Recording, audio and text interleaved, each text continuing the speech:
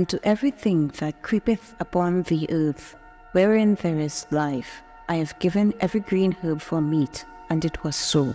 Why are you doing this? The first life God created were the trees and the plants, forest.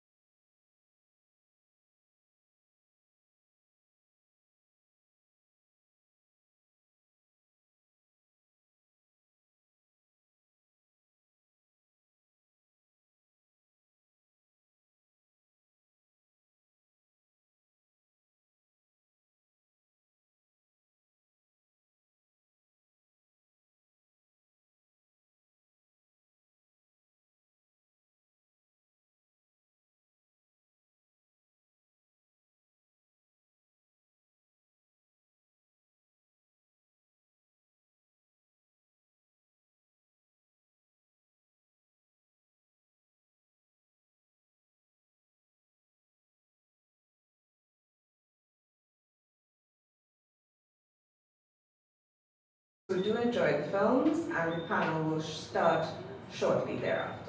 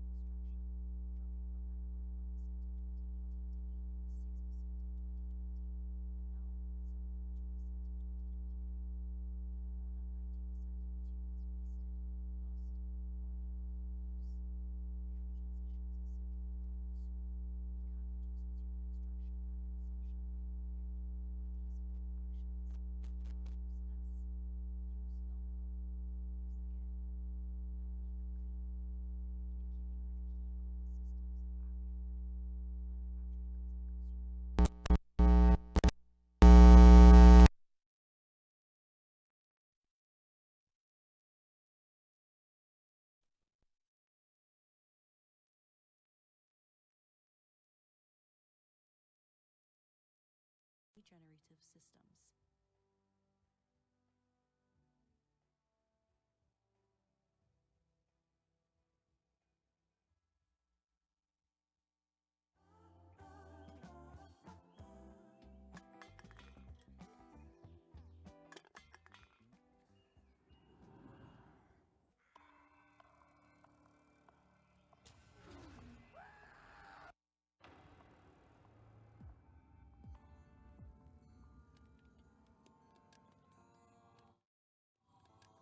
Okay, I'm sorry. I promise I won't do it again.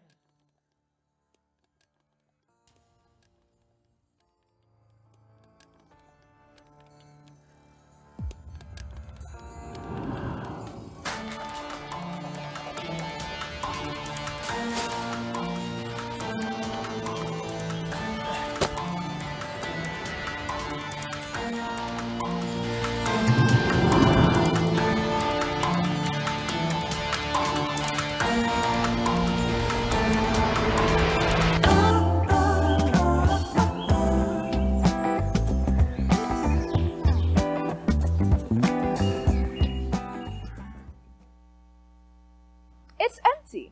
What can I do with the bottle? With the help of circular economy, that bottle can be something useful again. What's circular economy? Don't be shy, circular economy. Get on in here. Circular economy just being a bit circular right now. Isn't that great? Don't you want to be like that guy? Not really. Sure you do. Here's why. When companies design their business model around circular economy, they create a product that doesn't end up in the dump. It just keeps on going. Isn't that just wonderful? It's almost like an ecosystem. Wouldn't it be great if businesses and the planet could thrive together? What about us non-business folk? Psh, we can do circular economy too. Instead of putting it in the trash, turn it into cash. Wow. Awesome, super hot new item. Circular economy is for everyone. It just takes a little effort. What's linear economy doing here? Security, get this guy out of here. Circular economy. Turn trash into cash.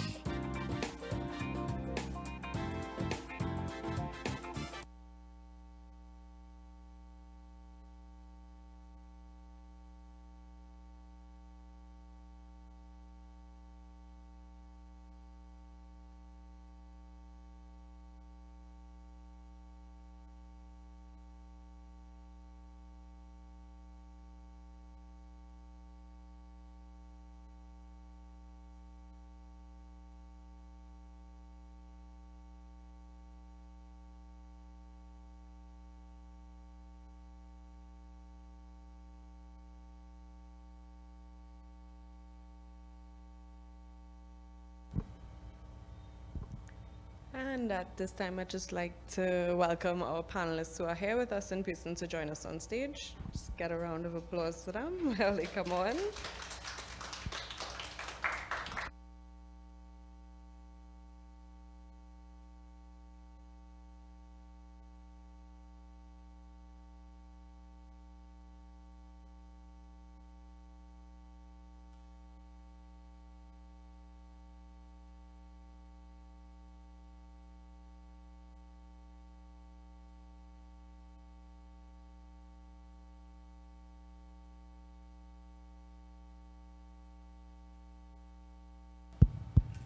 Okay, good evening, everyone.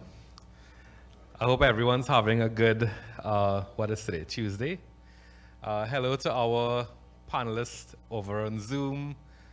You all hearing us fine? Just checking, yeah, great.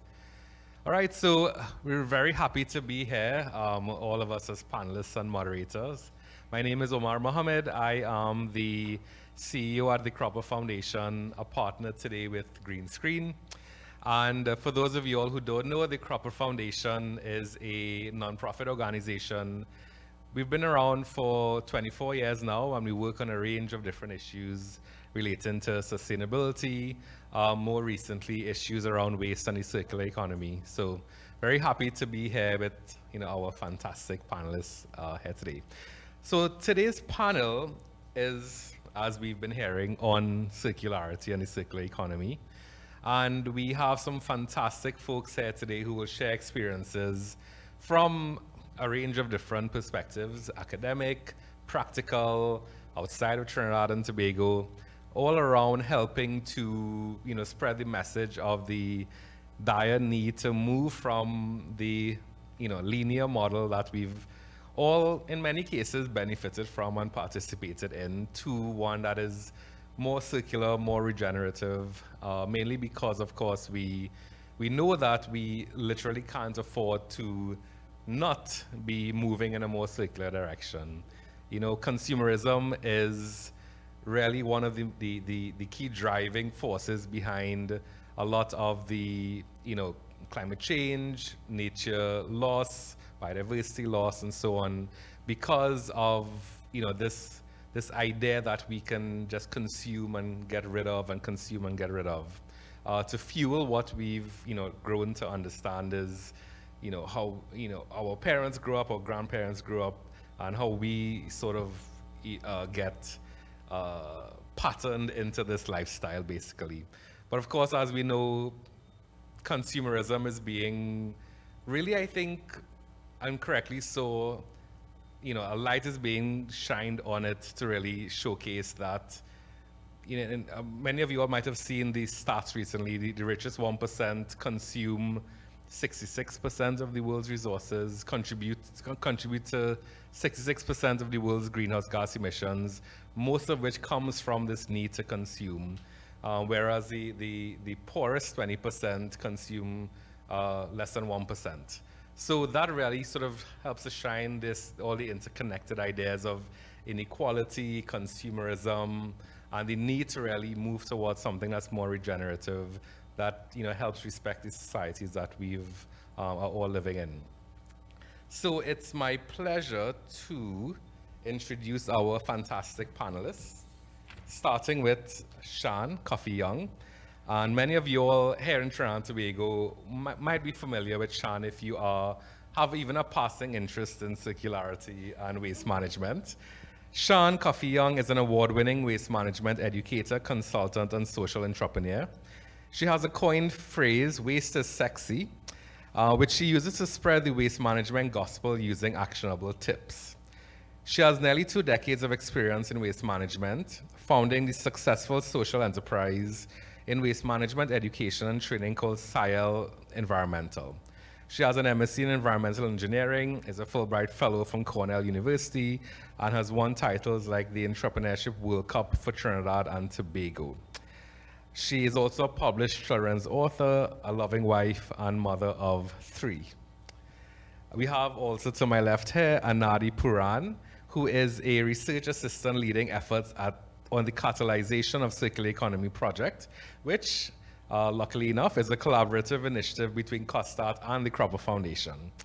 She's also a Fulbright Scholar, holding a master's degree in sustainability science from the University of Massachusetts, Amherst. Said that correct, right? Yes. Her foray into the NGO sector includes a pivotal innovation internship with the Nature Conservancy and roles as campaign assistant for the Nurture Nature campaign. Then joining us virtually, both coming out of Cohabit, which is a circular furniture rental startup based in Malmö, Sweden, we have Vaishnavi Srinivasa, who we will know as Vaish moving on from now. Vaish is a circular entrepreneur and one of the co-founders of Cohabit. She's a self-starter, passionate teacher and implementer with experience in program management, scaling, training, content development, and program evaluation. Vaish holds a master's in economics from Anna University, Tamil Nadu, India, and a master's degree in leadership for sustainability, organizational leadership from Malmö University, Sweden.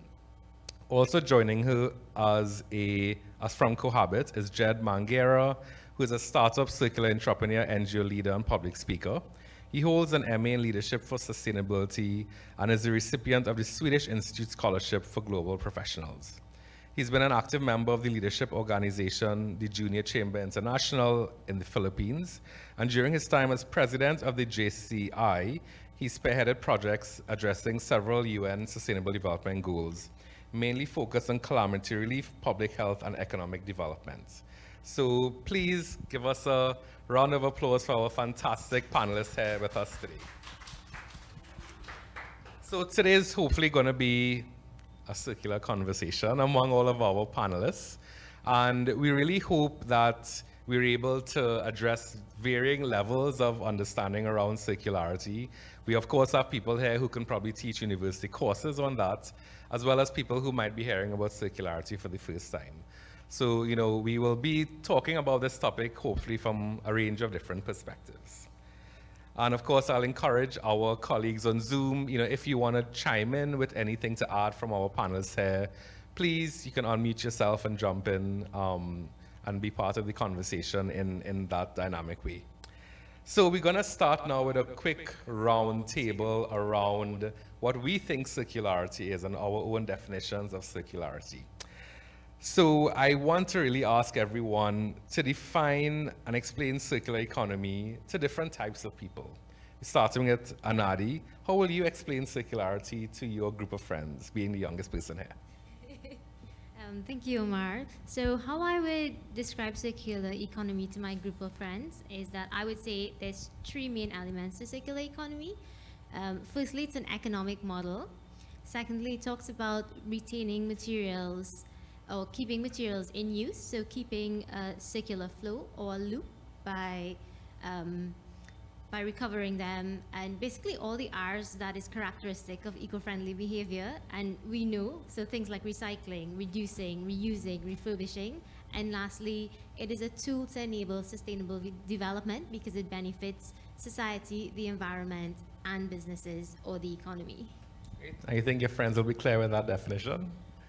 Yeah? I think so. Okay, great. Three main things, to remember: economic model, keeping resources in use, and lastly, it is a tool for sustainable development. So that is in a nutshell. Nice. We will jump to our virtual colleagues. Vaish, as someone living in Sweden, maybe not originally from Sweden, how might you define circularity and circular economy to your neighbors? Hear me well. Thank you for the introduction and thank you for having us in this event. To answer the question, I think I'm just going to add on to what was already said. Circularity is basically about not having to keep bringing in new resources, but rather making the best out of existing resources that are already part of the ecosystem. Especially within the local ecosystem, it makes sense for us not to keep consuming new items that get used for a short period and then thrown out as waste. Because essentially in circular economy, the idea of waste is to be minimized or rather eliminated to the extent that one person who has something that they don't need anymore is able to pass it on to someone else who is able to use that as an input for their own process. It can be a business process, it can be a non-business process, but essentially in circularity, the idea of waste is not relevant. Great, fantastic. We'll move on to Jed. Jed, how would you explain circular economy and circularity to your colleagues in the private sector and NGO space?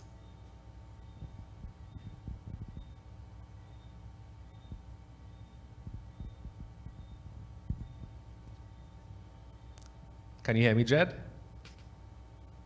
Yeah, there. Now I can hear you now.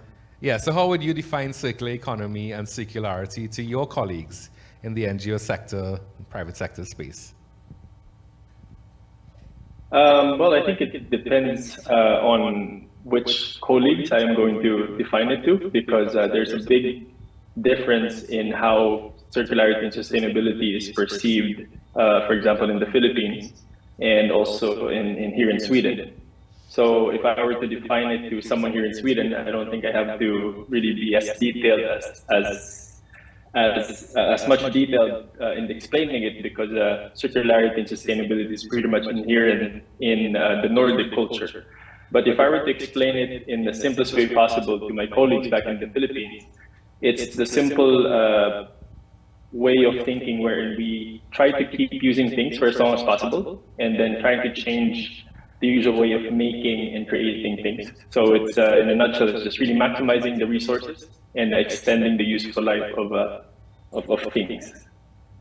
Great, fantastic. And last but not least, Shan, especially since you have two of your kids here with us today, how would you explain circularity to kids your persons your kids' age? So, thank you, Omar, for the question.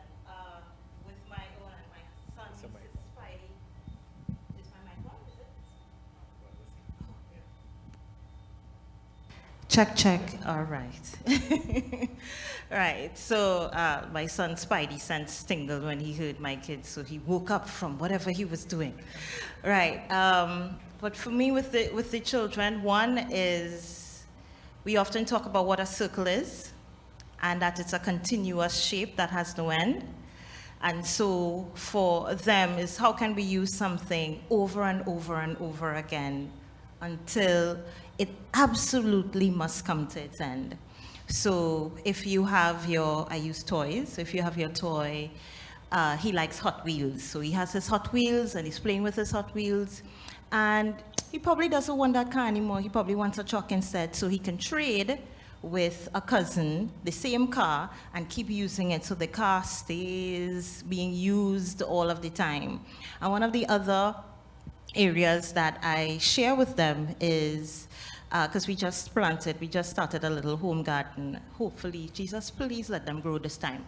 But, for them to see, okay, what happens? It starts off as a seed, it goes into the ground, it becomes a plant, we eat it, then we put, the skins and the peels back into the ground. So it's always about how can we keep things moving around in a circle, keep it in use as long as we can before it must absolutely become waste. So that's how I explain it to them.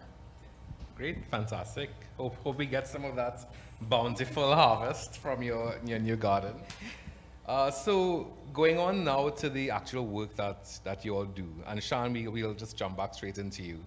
How in your work does that difference between a linear economy and a circular economy show up in the work that you do?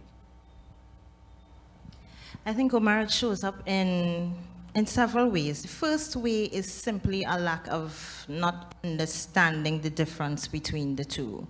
So for us, it is about getting people to understand when we talk circular economy, we're talking about reduction, we're talking about reuse, we're talking about repurposing, but we're also talking about creating a network of resources. So oftentimes people say, well, if I have something I don't need, then I should just get rid of it then. And then I'm like, no, you have a colleague somewhere else who, if you have 100 leftover screws, and you don't know what to do with it, and the colleague makes the same part, and they need the 100 screws, well, pick up your phone, make a call, and ask the colleagues if they could take the screws. So it's allowing them to see it is not as complicated as they think it is. Because I think oftentimes, when I have the conversation, it feels huge, it feels complex, it feels like, well, I don't even know where to start with this. How do I even get started? So that's how it shows up, with a lack of understanding of what circular economy means, for them to see that they already have the tools and the resources to make better decisions, to make better choices, and to also recognize that being a part of a network as well, a network with other like-minded organizations or like-minded individuals, is also fits into the circular economy discussion. It's not just the tangible, but it can also work for the intangible as well. So that's how it shows up in the work that we do, especially where we have to do a lot of re-education about what the circular economy is, and for them to recognize it's been around, it's not new, it just didn't appear out of nowhere. It's been around. It may have been called different names over the years, but it's a practice that we all should get back to. Fantastic. And of course, this is in particular relation to your work as an educator. Yes, so so Jed and Vaish at Cohabit in particular, for you all, how does that shift from linear to circular show up in the work that you all do? because Cohabit is inherently a circular economy enterprise. So could you all give us a bit more thoughts on how that's sort of expressed through the work that you all do?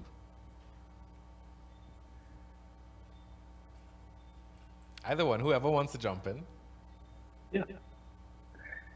I think Vice should go first to this because Cohabit was really the brainchild of Vice during our master's program. So Vice, you could start and then I'll just jump in.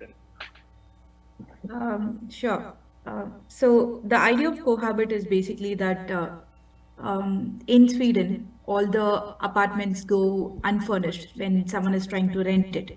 So essentially, a student, for example, like Jed or myself, when we came to Sweden to study for a short period in time, we encounter that the apartment is unfurnished and then we are going to have to live there for at least a couple of months.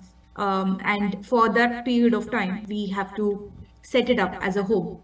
And in the process, we end up having to consume a lot of items, especially furniture is a big part of what makes a home comfortable. And because it is a cold country, the weather is very different and everything. The need for the space to be set up in a way that we feel really comfortable also means that in the process we end up consuming a lot more that can be avoided if there is a better way to reintegrate resources. Because every turn of semester, there are students who are going through the same challenge. And essentially, they are having to buy something, use it for a short period, and then throw it because they have to return the apartment in the same way that they got it. And in the process, what happens is that people have to let go of the furniture because they don't need it anymore, not because the furniture has lost its value.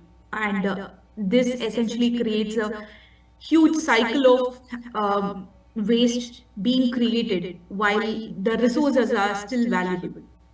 And what we are trying to do with Cohabit is to reintegrate those resources, essentially furniture that someone is trying to let go of, we bring it back into circulation by obtaining it, ensuring that it is sturdy, clean, and ensuring that it is in good condition for another person to use it.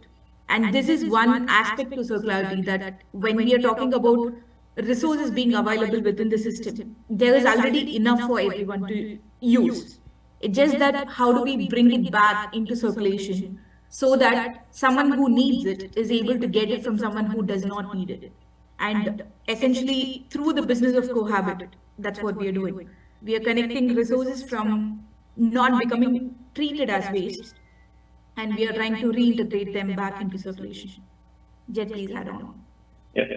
And to add to that, the Cohabit was an idea that we came up with by first identifying a problem.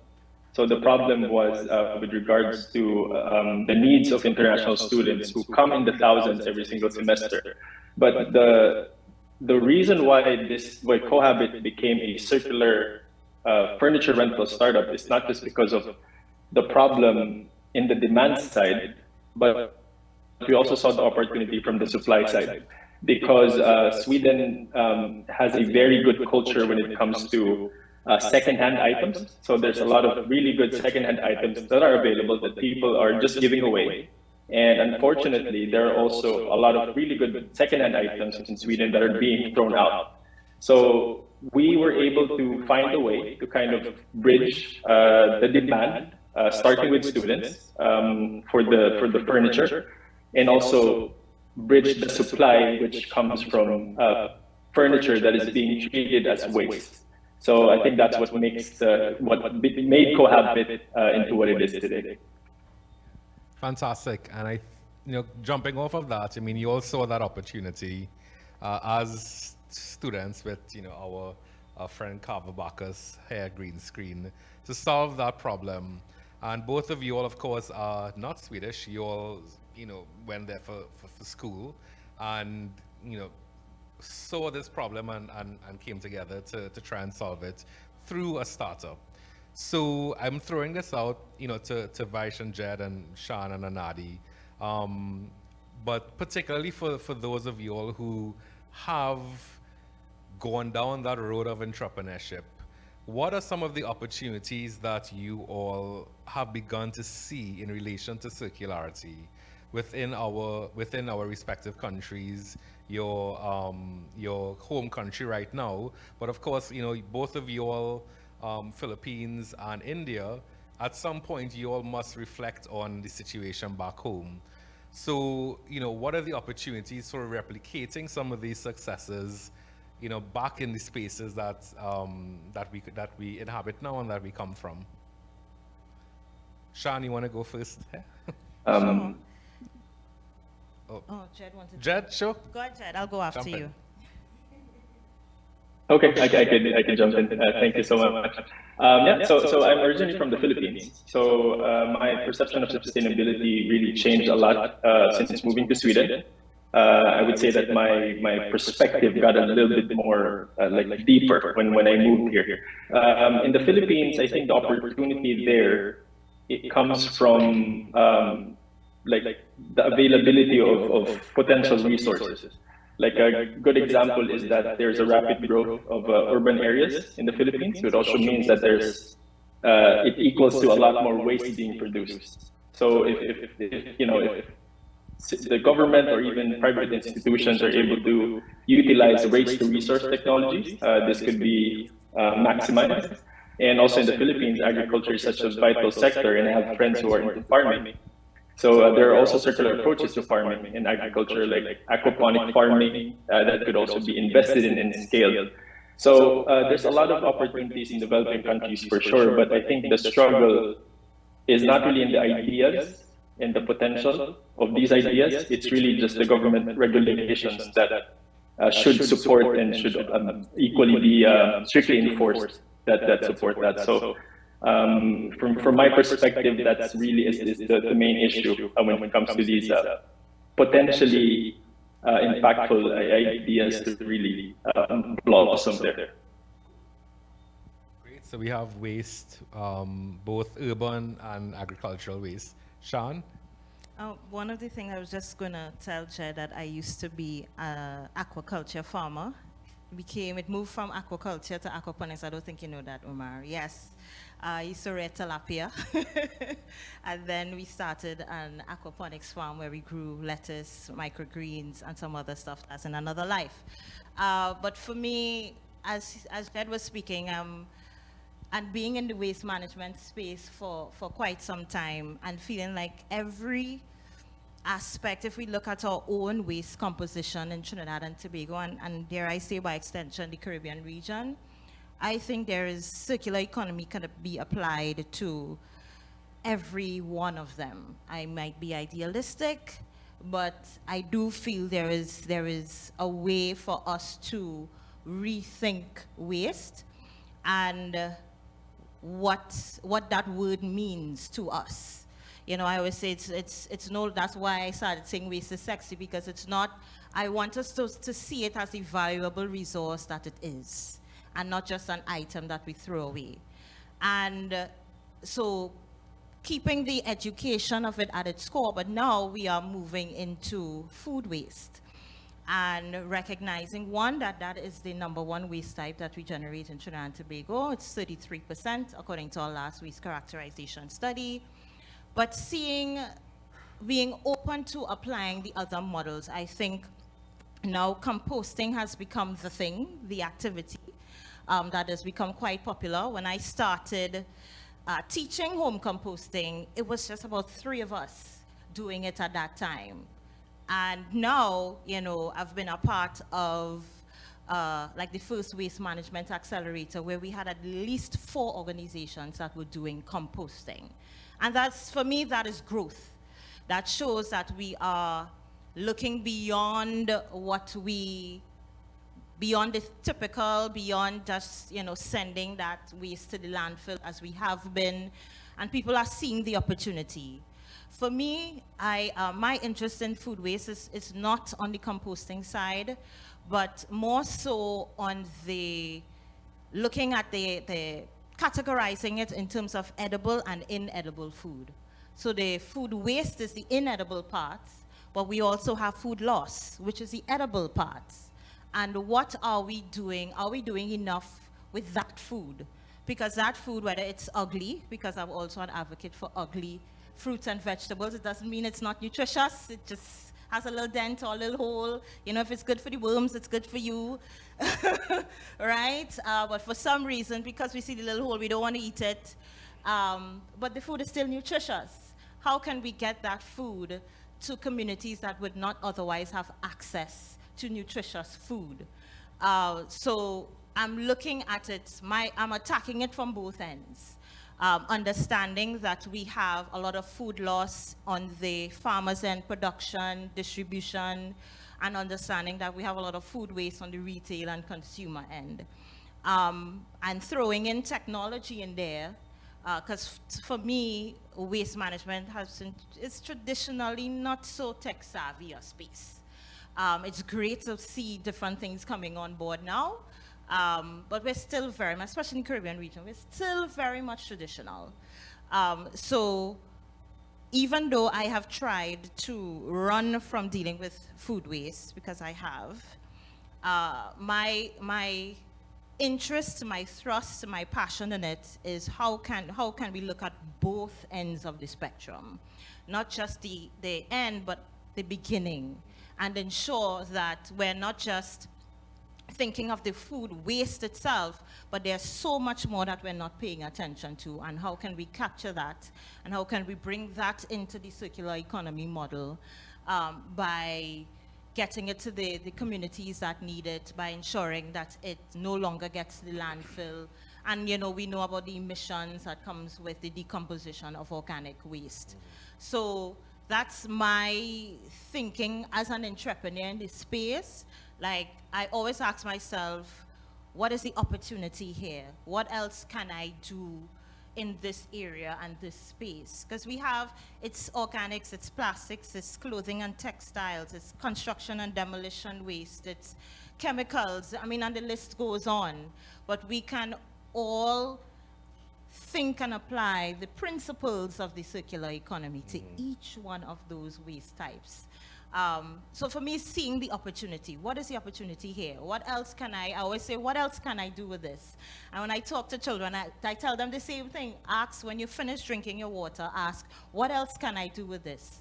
Can I turn this bottle into a pencil case? Can I turn it into, can I turn this cereal box? Because one of, a child, she was about 7, showed me, because I didn't know how to do it, showed me how to use a cereal box and turn it into a file jacket.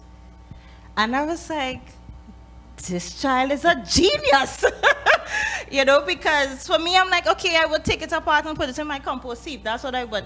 When she said, well, no, auntie, I put it in a thing and it holds all of my paper, I was like, show me how to do it. And she showed me how to cut the lines and everything. So now all of our cereal boxes are my filing jackets at home. Nice. So there is opportunity, and if we only ask ourselves, what else can I do with it? What more can I do? Yeah, I think that, you know, you were there at a small public meeting we had in Orange Valley in Trinidad and Tobago, and there was a guy there who, you know, he was one of the village leaders, and he said, you know, in his mind, something only becomes waste when it doesn't have any value anymore. So if you extend that definition, things don't become waste for a very long time. Correct. So I just want to move on quickly to Vaish, to really get your perspective on, again, what are some of the major opportunities? We've heard about food waste, we've heard about urban waste, the need for governments to, again, start to appropriate some of that value to put back into the system. So on your end, again, as someone, you know, going to Sweden from India, what are some opportunities that you've been sort of percolating and circulating, no pun intended, in your head around circularity? Thank you. I think I can definitely relate to it in terms of my personal experience in India, because as a developing country, there is a huge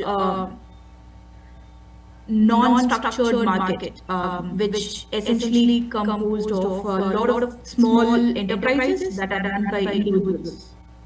And what happens, what I have noticed happens is they make the best of the resources that are available.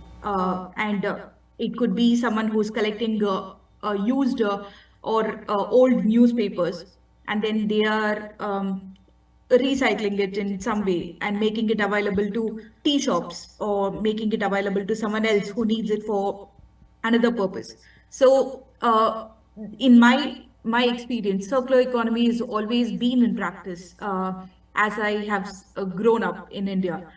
But also traditionally, when we are talking about how people have lived a couple of centuries ago, they used to be living much closer to nature, and a lot of their practices were tied to the seasons and tied to the way that nature was built around them. And it was very easy for them to integrate circularity in all aspects of their life. But as we've moved away from that kind of living practices, it has become difficult to, or it has become easier rather to consume in a linear manner. And practicing circularity has become more of an economic choice for people who see value in resources that are sometimes treated as waste by someone else. But it has not been treated from the ecological perspective of how it contributes towards sustainability. Because as a world, we have enough resources for everyone if we are not looking to have ownership, but we are looking to share. Because if we think about how much we are able to consume in each of our homes, that doesn't necessarily have to be just for ourselves. For example, there could be an iron box that I use only once a week, but then almost everyone that I know owns their own iron box. If there is a communal, if there is a laundry room in the building that everyone doesn't have to own separately, it essentially makes it possible for us to share resources. And that ties very closely to circularity in the sense that when we are working with circular businesses, this is my experience in Sweden. It is very much possible to collaborate on a lot of spaces. It is not only in terms of the impact that we are creating a better use of resource, but also in the manner in which we operate. That is also possible for us to reduce the amount of individual resources that needs to be consumed by essentially sharing the resources that are already available with other businesses, by sharing capacities that are sometimes just redundant capacities that we are building. For example, if I need a vehicle, but I don't have a need for vehicle all 7 days of the week, all 24 hours of the day, then it is possible that I can find a matching partner organization that has this capacity, and I'm able to share it with them so that we figure out a schedule that allows us to collaborate in a good way. Uh, I say this is possible more so in circular systems because there is nothing that can be said as a start and end of a particular practice that any organization working in circularity can say they own, because the input is not their own, the output is not their own. It belongs to the local ecosystem. So essentially, if we are also integrating that into the operation practices, then we are also able to minimize the amount of resources needed in operating the business, which is, the frugality of the nature of business will help in more businesses thrive, because it has also become challenge for circular or sustainable businesses to reduce cost. And that is a challenge for almost everyone. Great, thanks so much, Anaadi. Over to you now. We've heard from Jed about the issues with government regulations not keeping up with the need to capture that value from, in his case, the rapidly urbanizing space in the Philippines, and from Vaish about this idea of ecosystems, and we know that by itself needs structural issues, cultural issues to kind of, create a system where people can work together. And I know COSTAATT, obviously, through our collaborations, has been doing some research on the circular economy and what businesses in particular are thinking about that transition. So I don't know if you can give us some sneak peeks or some early ideas about what that anticipated move towards more circularity looks like from the perspective of the persons you all have been able to survey and get data from. Yeah, sure. Okay, can you hear me? I think, Lucy, is it? Yeah, just. Yeah. Mic check. So, Yeah. Okay.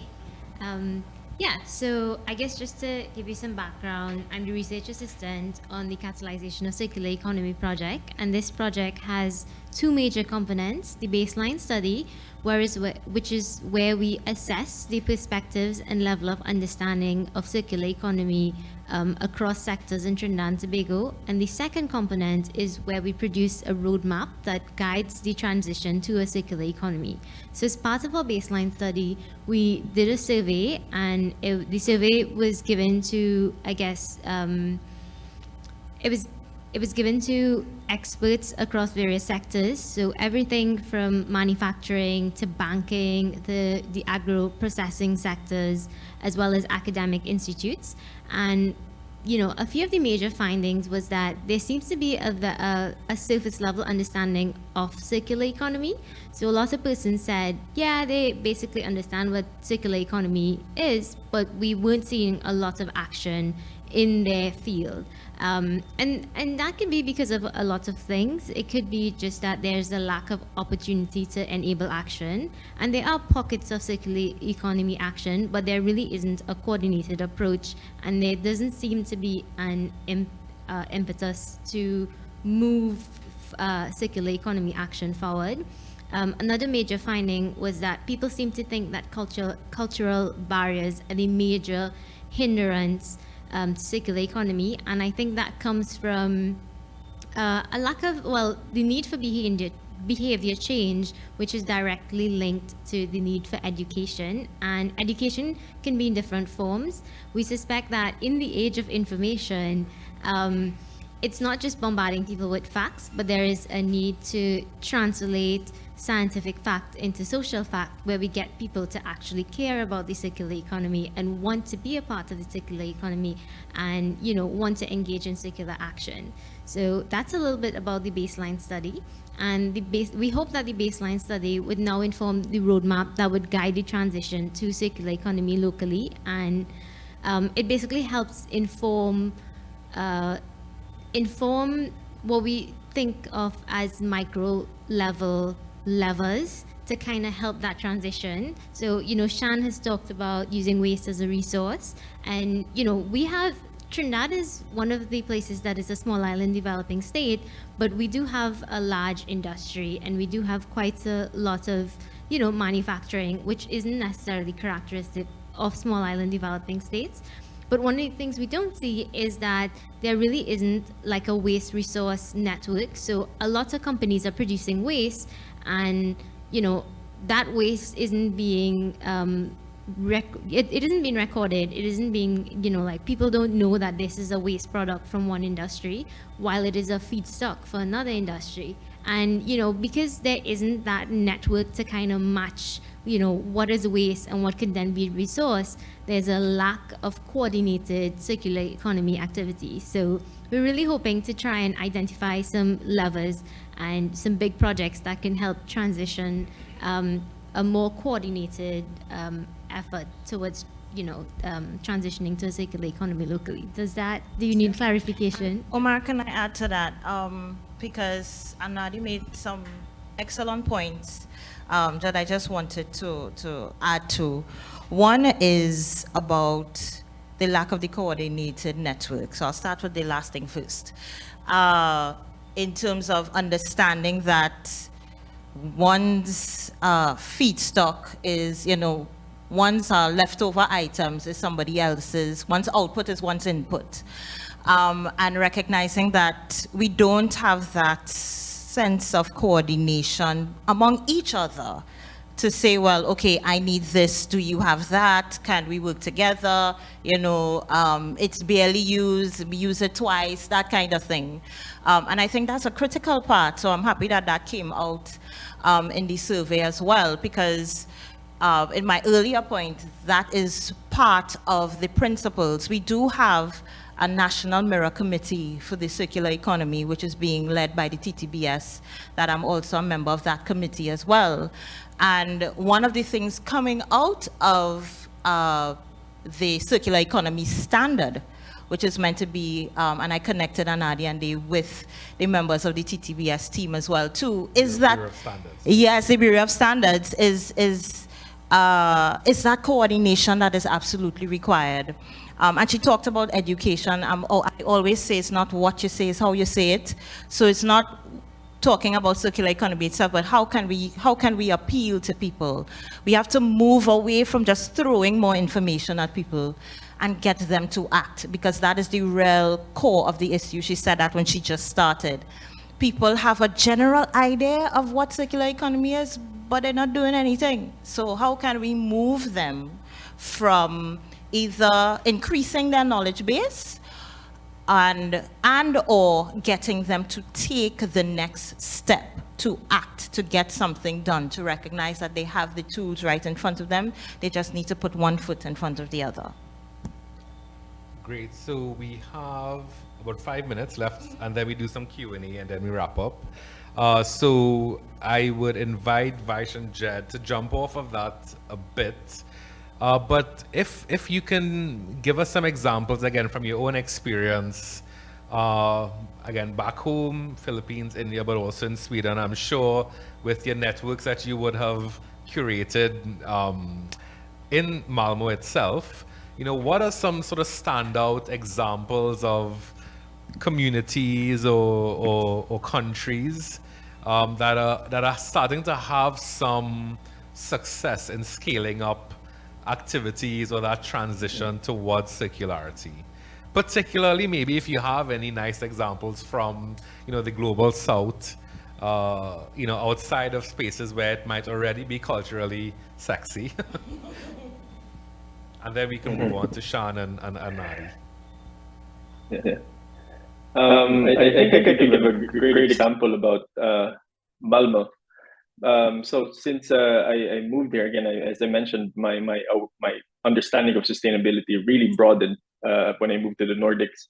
So like here in Malmo, for example, sustainable transport is such a big thing. Malmo has one of the most bike-friendly, it's one of the most bike-friendly cities in the world. So everyone's really encouraged to bike instead of use their own vehicles to get from one place to another. And Carver would be familiar with Malmo because here you could pretty much get anywhere within 10 minutes by bike. So if you have those systems in place, then it encourages people to live a more sustainable lifestyle because it's convenient for them. And also, I think on a government level, Skåne Trafiken, the bus line here in Skåne, is also transitioning towards 100% electric buses by 2030. So that's also a big factor when it comes to sustainability. But I think what really stood out to me in my experience, and I think Bash would also agree, in the business sector, for example, when we were joining a lot of different incubator and startup programs here in Malmo, a lot of these incubator programs always put a focus on sustainability. Because I remember when we were applying for the different incubator programs, applying for funding grants and all of that, the question that would be consistent among all of these applications is, okay, how does your business contribute to sustainability? Is it circular? Is it sustainability? So I think the fact that the government itself is promoting sustainable businesses among startups, that's a really good start.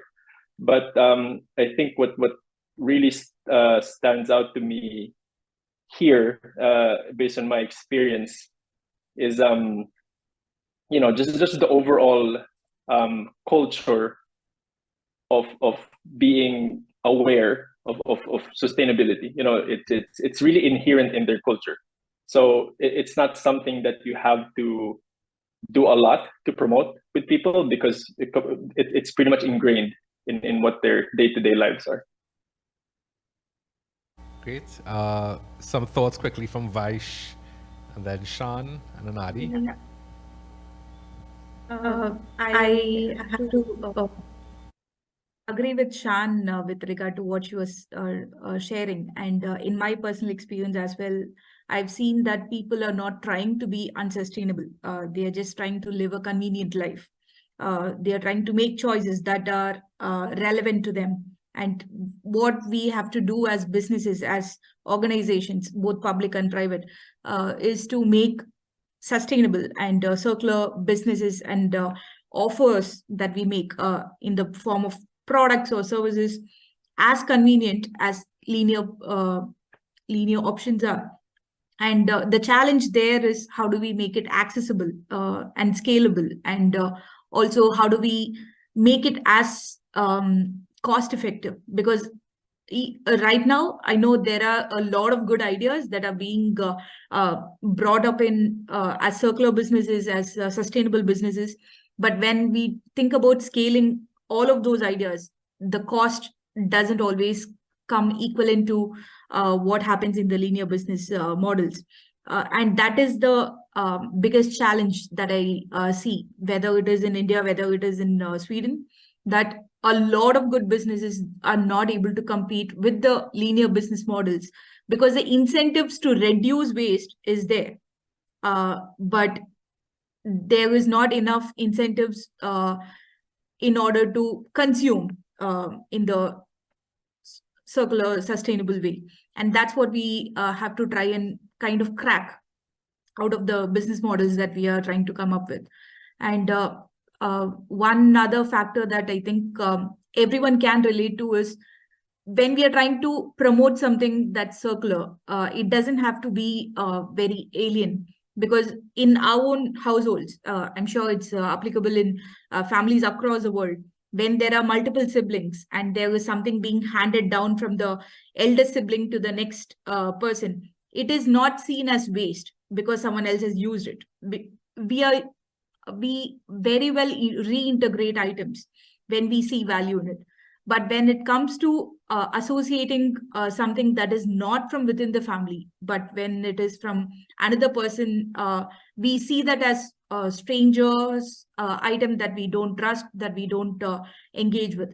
I think that is the perspective where the community comes together to also share some of their own local values, but also in terms of how do we see resources being treated from one another.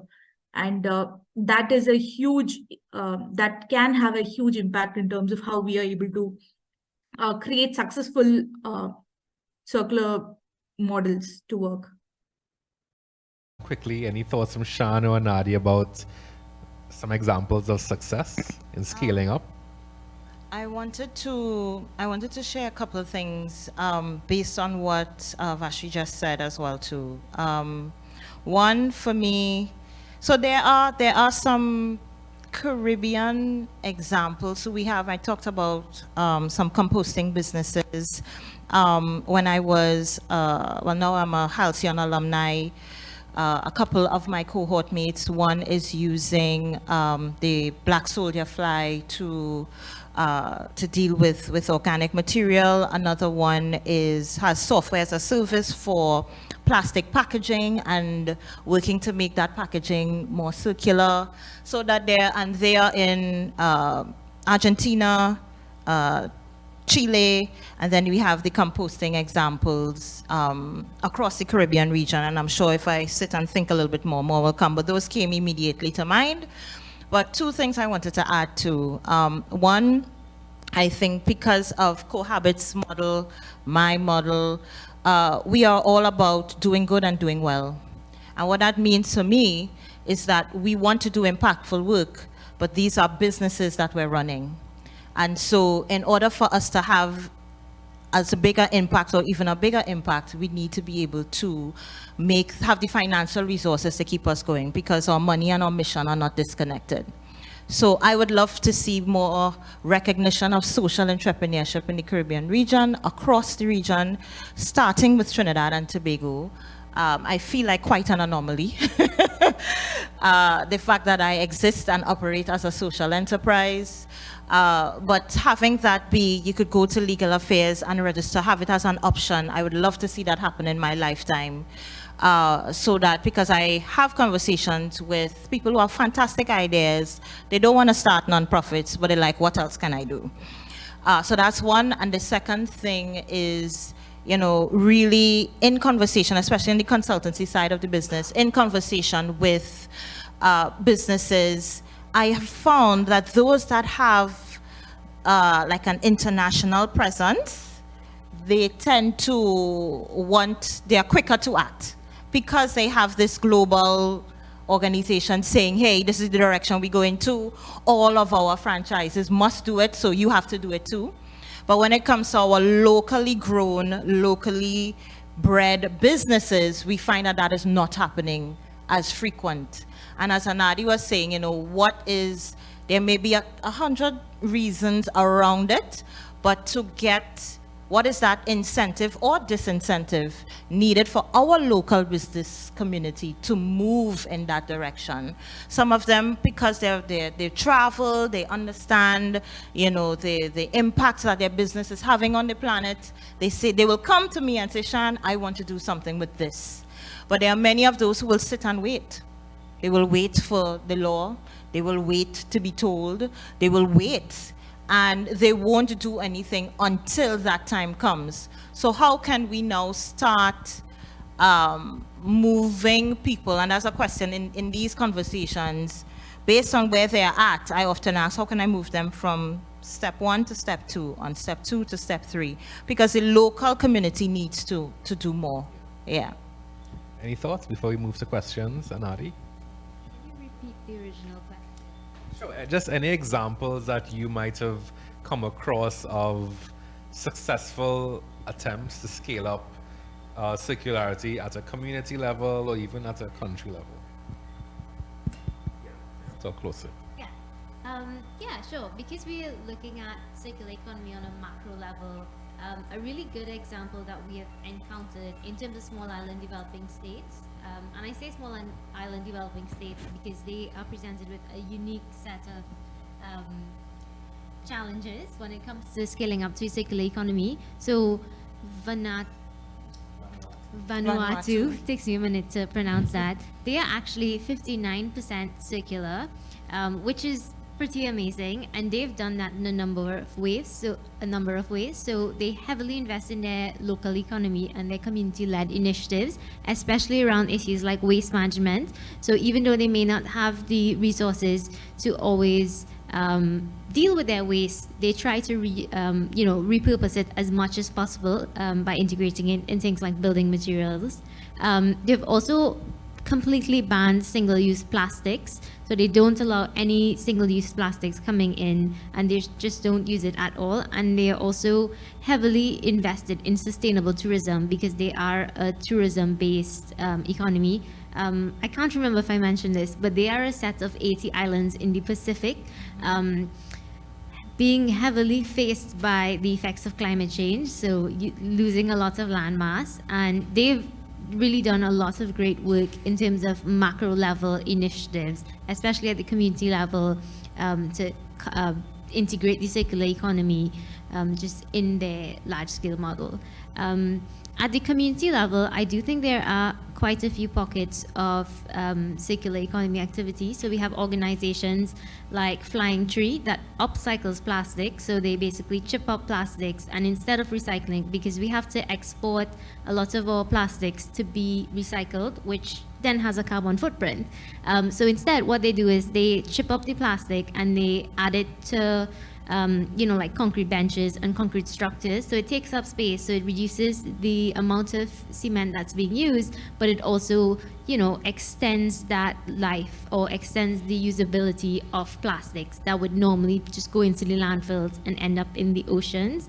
Another example of circular economy is the scrap iron buying people, and they are a part of the informal workforce. And if you think about it, we don't really have a lot of formal ways in which we dispose of, things like electronics. So they actually play a vital part, because then they recycle, things like iron and steel. And that's, again, they are part of the informal workforce. So we really hope with the roadmap we can kind of streamline circular economy activity to create a more guided vision and a more guided transition. Great. Fantastic. I'm sure we'll have a ton more, and I'm sure our colleagues here might hit you up after the panel to get some more examples. So I think we have time for some questions now. We have a microphone right in the middle of the aisle, and Fallon's there to direct folks. And I think we are taking questions from online as well. Yeah. So folks who are joining us online, you can also drop your questions or comments for the panelists in the chat box as well. Hi, good afternoon, everyone. Fallon here, just reading a question from Zoom to the panelists. It's a comment, and I think maybe perhaps two questions, one of which the panelists might be able to answer, and the other is really directed very generally. So it's from Sharon Stanley, and she says that she notes that eye care bins have been reduced in the Piarco, Tunapuna area, Mokoya, and St. Augustine, and she thinks it's most likely due to public health reasons, and has made, recycling more challenging for her and other people in that area. Her question is then, are leading companies not seeing the need to take back their materials and reuse them to the best of their ability, which, as I said, I don't know if you guys can answer that, but the question I think that can be directed to the panel is, or is the cost benefit not worth the return on the investment? Great. So just for our colleagues, iCare is part of the national recycling system, and they have bins in many communities labeled iCare. So just some context for that. Who wants to take that question on the cost benefit for local companies? Since none of us here work for the EMA, I will not try to tackle that question, that first part, but her experience is hers. And I have been approached by others who have had a similar experience. So, and I would allow the EMA to answer that part. But in terms of the cost-benefit analysis, I mean, as any business in this space, that is something that they have to realistically do. What is the cost of disposal versus the cost of reuse? That is a question that they must ask themselves. But for the benefit of our conversation, it is more beneficial for them to start paying attention to keeping the cycle closed as much as possible, rather than the easier, I'm using my air quotes, the easier option of just going to disposal. I think because we've done that for so long, that is the simple thing to do. I've been doing it for 10 years, however long. It takes a little more creativity. It takes a little more thought to say, okay, how can I keep this in the process? And it goes back to things like extended producer responsibility and making products that can remain in the cycle for much longer and don't have to become waste as quicker. So there are some other, to Sharon's question, there are some other factors that go in that. But for me, just looking at it at face value, it's something that they literally do on their books. I've seen it. But I always show them the benefit of doing this, of keeping it circular. This is what it would mean for your business in the long term. You save, this is what you keep the resources, you're not just disposing, you're not negatively impacting the environment, because you have to also speak their language, Omar. I can't just go in trying to be a savior of all things environment, they'll watch me in my face and I'll just have to walk right back out the door. But understanding that for traditional businesses is a real question that they ask themselves, but to show them the benefit and to show them that the investment is worth it. It will be worth it in the long term, yeah. Any thoughts from Vaisha, Jed, or Anaadi about the responsibility of, well, in this case, producers and manufacturers in relation to that, their responsibility to increase the circularity of their products? Yes. Cost benefit analyses. Any thoughts? I can just say in Sweden at least it becomes a little bit difficult when in the linear model of consumption there are multiple layers between the manufacturer and the consumer. That makes it difficult for them to reintegrate all of the items.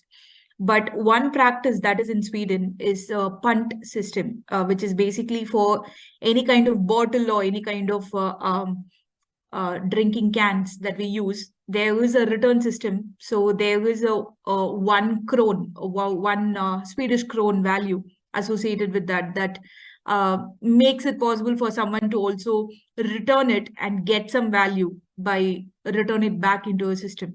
So incentivizing the users to take it to the place where it can be reintegrated is one way that it can be done. But this doesn't remove the responsibility from the producer to actually bring back the same materials into the process and not have to consume new materials. I think there is a much bigger issue that needs to be also broadly spoken about with regard to how we are treating resources that are easily available versus in the linear model versus the resources that can be reintegrated but that are being let go because it is expensive. Because the cost benefit is not only from the economic perspective but also from the ecological perspective, and we are unable to associate all the cost with the currency value when it comes to the ecology. Anaadi, any thoughts? Yeah, so I'm really sorry to hear that that person had that experience. And I'm not justifying this in any way, but it is quite difficult to recycle. And when I mean recycle, I mean, actually convert used plastics into a new material and then have that, as feedstock for other products, because we are a small island developing state. So the infrastructure, it's expensive. I'm not very aware of how the EMA is recycling their plastic, whether it's exported to be recycled or I'm not sure. Do you know? It's exported. It's exported. So, there is a cost associated with that. I think that there should be more opportunities to not necessarily recycle, but to reuse and to upcycle. That should be locally based. And that would, I think that type of decision making would have to come from policy and then opportunities. I think an important thing to point to is that one of the things we found is that even though organizations try to be circular, because we aren't in a society that prioritizes circularity and there are limited opportunities, they don't always get to feel the benefits. So again, I am sorry that you had that experience, and it is sad that there are people trying to be more circular and to do good, but those opportunities are being taken away from you. Yeah. Great. I think I saw one hand there. Yeah, you can come up to the mic here. So it's fine. Thank you very much and good evening. Thanks very much to the panelists and for this discussion. It's really exciting. A comment and then a question. The comment is the same thing that we've been talking about. I think we've talked about the problem, and you also we open doors for solutions. And in terms of the problem, it's the core of it, I think, is the linear economy model, where conspicuous consumption, consumerism drives it, and profit drives it. And also fear of the ones who control profit, which is the minority, wants to maximize on their profit returns. And designing things that are not prioritized to be circular means, necessarily the maximization of profit. And where we are seeing society shifting globally is that corporate responsibility or social responsibility to the ecology first, and then the profit margin comes in, kicks in. It's important. That's the core comment I'm making. And what I'm thinking towards solution is design thinking about circular thinking versus linear thinking. And design thinking jumps into responsibility, and where we see models where Vanuatu or the Nordic countries, where their society is taking responsibility. And not only their society as from the bottom, but also the top decision making takes priority. So somewhere in the middle there, and this comes to the question with social psychology, and I'm talking as a designer and environmental planner, where we had a Green Film Social Environmental Festival, where the social psychology of communication to create change, not just to the masses, but the key decision makers to kickstart the responsibility, not tomorrow, but now, is important. So I'm just throwing it out to you, where you've seen, to all panelists, where you've seen strategic prioritization techniques to kickstart circular thinking. So to put it simple in simple language, I think we are at a point where we know the problem, we have seen the solutions, and we've seen policy and planning and redesign thinking of engineering. But what are some of the strategic kickstart methods to create that change? Why is Nordic countries kickstarting that change? Why is Vancouver kickstarting that? Because of the paranoia of loss of health or environment. But I think let's talk about how we could design kickstart methods to prioritize change in terms of circular thinking. Thanks very much. So the question throws out openly some thoughts about that. Yeah.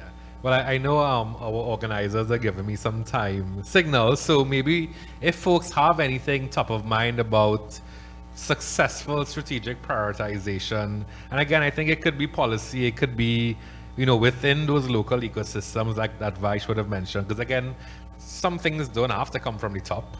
And then, of course, with academia and so on. So if anyone has any examples of those or suggestions, please feel free to chime in. I would encourage you to look into something called as PSS in the Nordics. There's one example of a government-driven initiative within the Nordic region that is trying to understand how can circular businesses work. And they have created multiple reports that essentially have been based on business that are working on ground with regard to circularity. And this is just an example in terms of how they are, as a system, trying to learn and adapt to the changing nature in which businesses are required to operate. But also, we cannot ignore the fact that over the last 40 to 50 years, as a developed country, they have prioritized the well-being of the people over growth. This is not to say that they don't have GDP as an indicator, but it is also to bring forth the systemic way in which they have approached problems. And it is not always with the same challenges that developing countries are facing. So it's important for us to contextualize what they are able to do and also what they have been doing over the last couple of decades, to say that they are in this place able to do certain things. And of course, it is important to recognize the willingness from the political will to change things, but also that there are certain factors that make it possible for them to do it. Any thoughts, Anaadi? Yeah, so I guess just from the work that I've been doing with COSTAATT and the Cropper Foundation, what we recognize as being essential is that we find that developing countries, they generally just have this mindset of like, this is what we're going to do, and then they have a lot of legislation in place that people actually adhere to, whereas we're very aware of our local situation where legislation takes some time, there isn't a lot of enforcement, and we're a bit slow on that front, especially because we are a developing country and we are a small island developing state. So we're not as big as countries that control a lot of their manufacturing, control the extraction of their resources, and it's more of a local economy, or they can localize a lot of their their sectors. So we are very aware of that. And what we've been trying to identify is levers that, speak to industry and speak to businesses and things that they're willing to do to help drive circularity. So what can businesses do? What are the opportunities? And connecting the various sectors. So connecting the banking institute with, say, a social entrepreneur who wants to do circular economy without necessarily depending on that top-down approach that, kind of encourages legislation. Because we know if we wait for that locally, there probably won't be a whole lot of action. So we are trying to look at the different industry, look at it from an industry perspective, look at the banking finance the banking institutes, and then also international support, and kind of drive that change without having to be dependent on, the government and things that usually take a little bit longer in developing countries. Okay, Does that yeah, answer of the course, question? yes. Yeah. And I think we all look forward to reading about it when we get it published. So I think we will now just do a quick round of wrap-ups. I'll start with our panelists over, I think you both are still in Sweden. And thanks for staying up so late. I know it's a fair bit after midnight where you all are, so we really appreciate it. But just some quick, one quick takeaway that you all would like to leave for our listeners around your own journey with circularity, and where you see this circular economy journey going. One quick takeaway. We can start with Jed, then Vaish.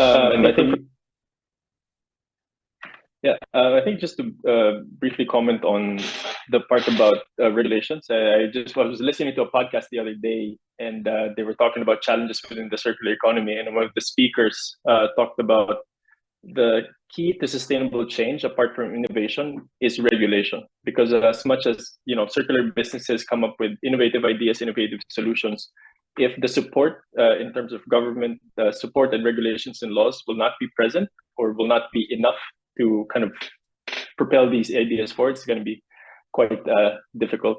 And as for my own circularity journey, well, I'm still figuring it out myself. I do have 30 plus years of bad habits to break, because I come from the Philippines. I've been used to the linear way of thinking, linear way of living, and it's only been a couple of years since I was really open to this way of living, of being more sustainable, being more conscious. So I think for me, it starts with being aware, starts with the education, being aware of what sustainability, what circularity really is. And apart from that, what's really important is, okay, what do you do with that awareness? What do you do with that education? And for me, the most important thing is taking action. So you learn about it, you become more aware about it, but at the end of the day, you do your own part within the circular economy. Great, fantastic. Vaish, any quick takeaways? I'm very happy to hear the perspectives from Shan and Anaadi, and I think it's very encouraging to hear this in another developing country, because we need more conversations like this. In my personal experience, one other factor that really strikes me differently in working with circular economy is how uncertain some aspects of leadership is, because working in a linear model would mean that you have control over the resources completely. And in a circular model, you don't have the control. And how do you develop as a business when you don't have that control? Also shapes you to become more collaborative, and that in itself is a very different kind of a business value to have. So when we are shaping up the circular economy, we are also shaping up the society along with it to become more collaborative and less competitive. And that's again a factor that has been triggered by the linear economy. So I think there's a good way forward for all of us if we quickly make the transition towards a more sustainable circular way of living. Yes, because we desperately need to learn how to live together better. Shan, and then Anaadi, you'll have the pleasure of wrapping up. Yeah, I mean, Jed and Vash, you made some excellent points. For me, as an educator in waste, is to continue to share, to really bridge that knowledge gap where circular economy is concerned, and to move people from knowing to doing. I think that is where the bottleneck is. People are information gatherers, and so they're just acquiring more information and not doing anything. So it's to move people understanding and addressing what are the barriers that are preventing them from doing, addressing them, and whether it means the use of incentives or disincentives, but to keep them going in the action, because we don't want it to be one-off either. We don't want a start-stop, as many things tend to be. We want it to be continual. And from my own personal connection, I often remember my parents' stories about, You know, it's like my dad always says, so that's all they're calling it now. Okay, well, I doing that long time. My father is more than 10, and, you know, telling me about eating anchar on a banana leaf, or, you know, I mean, those kinds of stories that I grew up with. My father has also been in scouting longer than I've been alive. And he taught me always leave a place cleaner than you've met it. He taught me the importance of understanding that this is not just something that we throw away from very, very young. So as a parent, I have the opportunity to teach my children some of the same principles that my parents taught me, and recognizing that the journey is an ongoing one. I am not perfect. I forget. You know that there was this character on Sesame Street that used to forget, Forgetful Jones or something. I'd say I'm Forgetful Jenny. So sometimes, you know, give yourself a little grace on the days where you forget your water bottle, or you forget the little actions. But it is also important that every action counts. Every organization, every institution has a role, the government, the business community, us as consumers, because we all are consumers in this room. But I loved what Vashri said about the Nordic countries value the well-being of people. And I think when we shift to that kind of thinking, a lot of things that feel like rocket science now would all of a sudden seem seamless. And it's important for us to make the tough decisions, make the tough calls. It's not just having the willingness, but have the ability to. I always say it's not always about doing things better, but sometimes we simply need to do better things. What are those better things that we can start doing? Great, fantastic. And quickly, any quick takeaways, Anaadi? Yeah, so just taking some inspiration from Vaish and Jed, where you all formed a circular economy business just from a need that came out of, you know, the society and the community you're in. I think that's just amazing. You also saw a problem and created a solution. It was a circular solution. I think that's huge, finding opportunities where you know, there's issues, finding circular economy opportunities where there are issues, and also seeking some inspiration from Shan, who's just very great at communicating, you know, circular economy concepts to a range of audiences. Like, I couldn't even start to think about how to explain circular economy to a child. So yeah, and thank you for being here. Great. Well, first, I just want to say thanks so much to all our panelists. Jed and Vaish, thanks so much for staying up. We really, really appreciate it. And we really value your really diverse perspectives. And, you know, congrats on Cohabit, and all our best for the scaling up and continued success. And of course, to Shan and Anaadi, thank you all so much for sharing your perspectives. And thanks to all our physical and virtual audiences for being a part. And I will hand this over now to Fallon to wrap us up for this evening.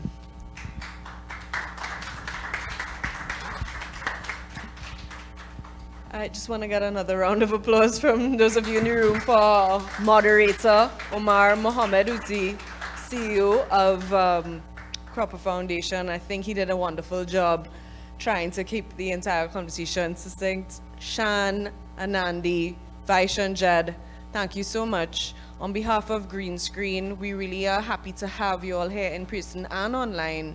It's our 13th year. I know some of you have been with us over the years. 13 years of continuously providing education, environmental education through film and panel discussions like this.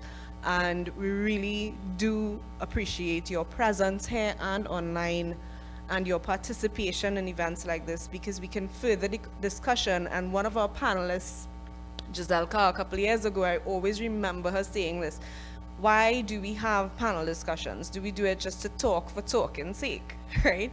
And she said it allows us the possibility to hold the dream and imagine, and take that imagination and make it into something. As Shan said, you know, just not knowing better only, but doing better, and doing better things. So thank you to all our panelists, Jed and Vaish. Tack så mycket. Have a good night.